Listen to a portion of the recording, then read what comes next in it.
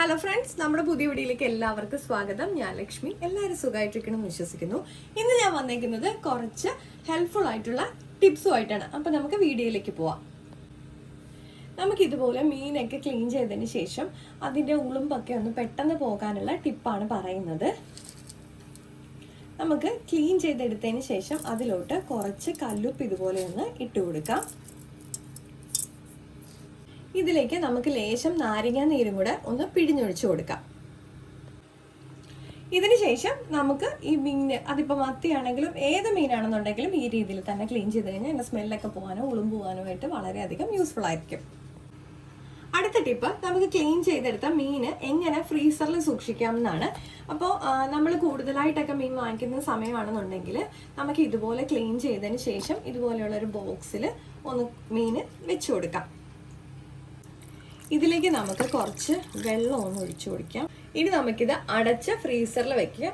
നമുക്ക് ഉപയോഗിക്കുന്നതിന് 1 മണിക്കൂറൊക്കെ മുമ്പായിട്ട് ഒന്നെടുത്ത് പുറത്ത് വെച്ചാൽ മതി. അന്നേരം ഐസ് പെട്ടെന്ന് വിടാൻ വേണ്ടിയിട്ട് ആ സമയത്ത് കുറച്ച് ഉപ്പൊന്ന് മറ്റേ ഐസ് സെറ്റ് ആയിരിക്കൂലേ, അതിൻ്റെ പുറമെ ഒന്ന് ഇട്ട് കൊടുത്താൽ മതി. നമുക്കിപ്പോൾ വാങ്ങിച്ചുകൊണ്ട് വരുന്ന സമയത്ത് ക്ലീൻ ചെയ്യാൻ സമയമില്ലെങ്കിൽ പോലും ഇതുപോലെ പിന്നെ നമുക്ക് ഓരോ ദിവസം കണക്കാക്കിയിട്ട് ഓരോ ബോക്സ് ആക്കി മാറ്റിയിട്ട് അതിലേക്ക് വെള്ളം ഒഴിച്ച് വെച്ചാലും നമ്മുടെ മീൻ നല്ല ഫ്രഷ് ആയിട്ട് നമുക്ക് ഫ്രീസറിൽ സൂക്ഷിക്കാൻ പറ്റും. നമുക്ക് ബോക്സ് ഇല്ലെങ്കിൽ ഇതുപോലത്തെ കവറിലാണെങ്കിൽ ഇതുപോലെ ഒന്ന് വെള്ളം നിറച്ച് കൊടുത്തതിന് ശേഷം നമുക്ക് ഫ്രീസറിൽ സൂക്ഷിക്കാം. ഇനി പറയാൻ പോകുന്നത്, നമ്മൾ മീൻ വറക്കാൻ വേണ്ടിയിട്ട് വെച്ചേക്കുന്നതിനകത്ത് ഒരു സ്പെഷ്യൽ സാധനം നമ്മൾ ആഡ് ചെയ്ത് കഴിഞ്ഞാൽ നമ്മളെ മീൻ ഫ്രൈ നല്ല ക്രിസ്പിയും അതുപോലെ തന്നെ നല്ല ടേസ്റ്റും ഉണ്ടാവും. അപ്പോൾ എങ്ങനെ ചെയ്യുന്നത് നോക്കാം. അപ്പോൾ ആദ്യം ആവശ്യത്തിനുള്ള ഉപ്പിട്ട് കൊടുക്കാം. ഇതിലേക്ക് എരിവിന് ആവശ്യമുള്ള മുളക് പൊടി ചേർത്ത് കൊടുക്കാം. ലേശം മഞ്ഞൾപ്പൊടി ചേർക്കാം. ഇതിലേക്ക് ഒരു ലേശം ഫിഷ് മസാല ഞാനൊന്ന് ആഡ് ചെയ്യുന്നുണ്ട്. അത് സ്കിപ്പ് ചെയ്യണമെന്നുണ്ടെങ്കിൽ സ്കിപ്പ് ചെയ്യാം കേട്ടോ. ഇതിലേക്ക് ലേശം വിനാഗിരി ഒന്ന് ഒഴിച്ചു കൊടുക്കാം, അല്ലെങ്കിൽ നാരങ്ങ നീരാണെന്നുണ്ടെങ്കിലും ചേർക്കാം കേട്ടോ. ഇനി ഇതിലേക്ക് ചേർക്കുന്നതാണ് നമ്മുടെ ഇതിന് നല്ല ക്രിസ്പി ഫീൽ ഉണ്ടാക്കുന്നത്. ഞാൻ ലേശം അരിപ്പൊടിയാണ് ചേർത്ത് കൊടുക്കുന്നത്. ഇനി ഇത് നമ്മൾ പതിവായിട്ട് ചെയ്യും പോലെ തന്നെ നന്നായിട്ടൊന്ന് മിക്സ് ചെയ്യുക. എന്നിട്ട് ഫ്രിഡ്ജിൽ ഒരു 1/2 മണിക്കൂർ വയ്ക്കാൻ പറ്റുമെന്നുണ്ടെങ്കിൽ അത്ര നേരം വെച്ചാൽ നല്ലതായിരിക്കും. അല്ലെന്നുണ്ടെങ്കിൽ ഒരു 10 മിനിറ്റെങ്കിലും മാറ്റി വെച്ചതിന് ശേഷം നമ്മൾ ഫ്രൈ ചെയ്ത് കഴിഞ്ഞാൽ മീൻ നല്ല ക്രിസ്പിയും ടേസ്റ്റിയും ആയിരിക്കും. നമ്മുടെ അടുത്ത ടിപ്പ്, നമുക്ക് കിഴങ്ങ് സ്റ്റോർ ചെയ്യുന്ന സമയത്ത് ഒരു ആപ്പിൾ ഇതുപോലെ വെച്ച് കൊടുത്തു കഴിഞ്ഞാൽ നമുക്കിങ്ങനെ ഇതിങ്ങനെ മുളച്ച് വരുന്നതൊക്കെ ഒഴിവാക്കാൻ പറ്റും. നമുക്ക് സവാള സ്റ്റോർ ചെയ്യുന്ന വീഡിയോ നമ്മൾ ഓൾറെഡി നമ്മുടെ ചാനലിൽ അപ്ലോഡ് ചെയ്തിട്ടുണ്ട്. അപ്പോൾ അതുകൊണ്ടാണ് അത് വീണ്ടും പറയാത്തത്. ആരെങ്കിലും കണ്ടിട്ടില്ലെങ്കിൽ ഞാൻ ഡിസ്ക്രിപ്ഷൻ ബോക്സിൽ കൊടുത്തേക്കാം. നമുക്ക് ഈ സവാള എങ്ങനെ എളുപ്പത്തിൽ അരിയാമെന്ന് നോക്കാം. നമുക്ക് അതിനായിട്ട് ആദ്യം ഈ പോർഷൻ ഒന്ന് കട്ട് ചെയ്ത് കൊടുക്കാം. അതിനുശേഷം നമുക്ക് ഈ നടുക്ക് ഭാഗം ഒന്ന് കട്ട് ചെയ്യാം. അങ്ങനെയാണെന്നുണ്ടെങ്കിൽ നമുക്ക് ഈ തൊലിയൊക്കെ എളുപ്പത്തിൽ തന്നെ ഇതുപോലെ റിമൂവായി കിട്ടും. അതിനുശേഷം നമുക്കിതിൻ്റെ ബാക്ക് പോർഷൻ ഇത് റിമൂവ് ചെയ്തതിന് ശേഷം നമുക്ക് ബാക്ക് പോർഷൻ കളയുന്നതാണ് എപ്പോഴും എളുപ്പം.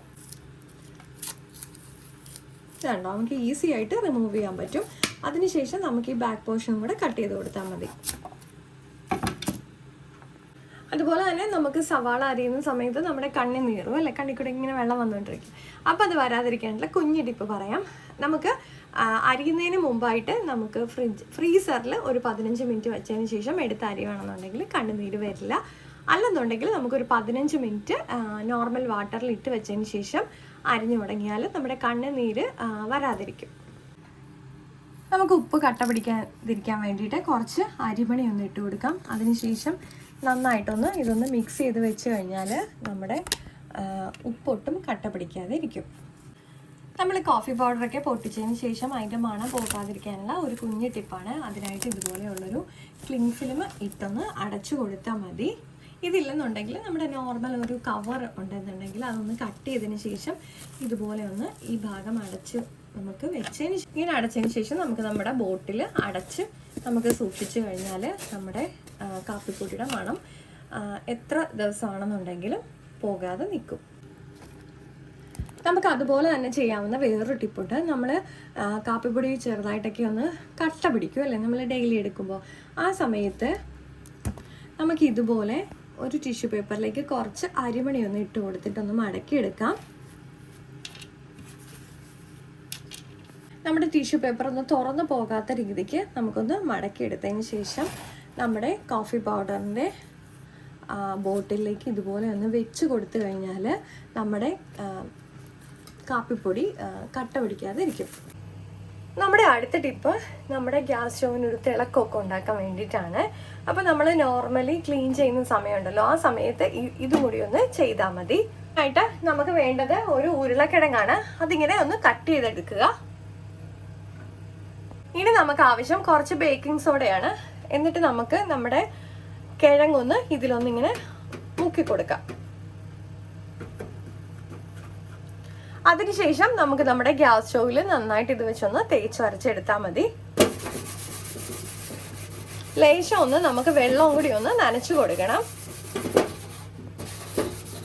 എത്ര അഴുക്കിന്റെ പാടുകളാണെങ്കിലും പോകാനായിട്ട് നമുക്ക് ഈ മെത്തേഡ് വളരെ യൂസ്ഫുൾ ആണ്. അങ്ങനെ ഒരുപാട് അഴുക്കുള്ള ഭാഗത്ത് നമുക്ക് ലേശം വെള്ളം ഒന്ന് അവിടെ തന്നെ ഒന്ന് തളിച്ചു കൊടുക്കണം. അതിനുശേഷം ഇതുപോലെ നമുക്ക് ആ ബേക്കിംഗ് സോഡയുടെ ഭാഗം വെച്ചിട്ട് നന്നായിട്ടൊന്ന് തേച്ച് കൊടുത്താൽ മതി.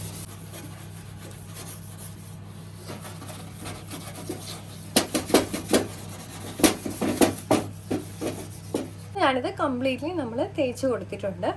നമുക്ക് നമ്മുടെ ഈ പോർഷനൊക്കെ എടുത്ത് അല്ലാതെ കഴുകി എടുത്താൽ മതി. നമുക്കിനി ഇത് ജസ്റ്റ് ഒന്ന് ഒരു തുണി വെച്ചിട്ടൊന്ന് തുടച്ചാൽ മതി.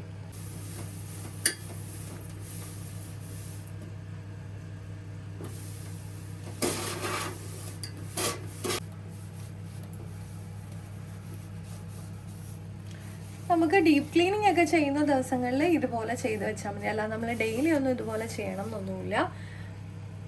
ഇപ്പൊ നമ്മുടെ ഗ്യാസ് സ്റ്റവ് ഒക്കെ നന്നായിട്ട് തുടച്ചെടുത്തിട്ടുണ്ട്.